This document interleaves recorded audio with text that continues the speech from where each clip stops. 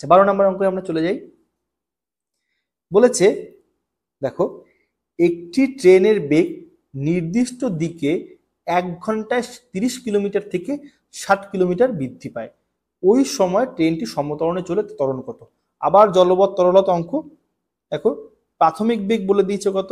ঘন্টায় 30 কিলোমিটার, মানে 30 kilometre per hour, মানে 30 into 1000 by 3600 metre per second, মানে 30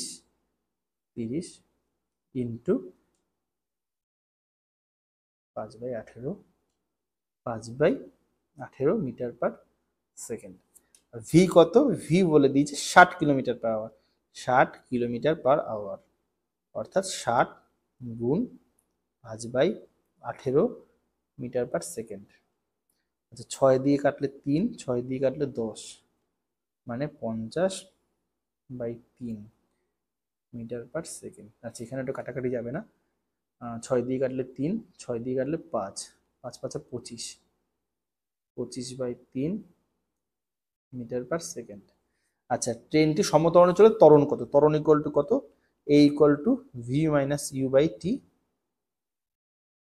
অর্থাৎ 50/3 মাইনাস 25/3 বাই কত সময় চলেছে?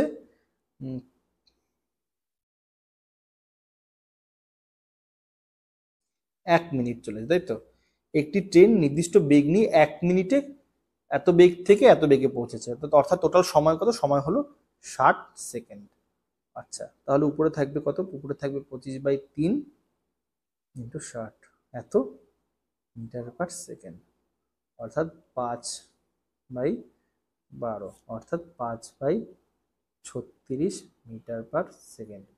আচ্ছা, এটা ক্যালকুলেটারে ক্যালকুলেশন করলে এটা ভ্যালু আসবে 0.139 মিটার পার সেকেন্ড স্কোয়ার। তখন বার করছি মিটার পার সেকেন্ড স্কোয়ার। ওকে, হয়ে গেল। এবার আমরা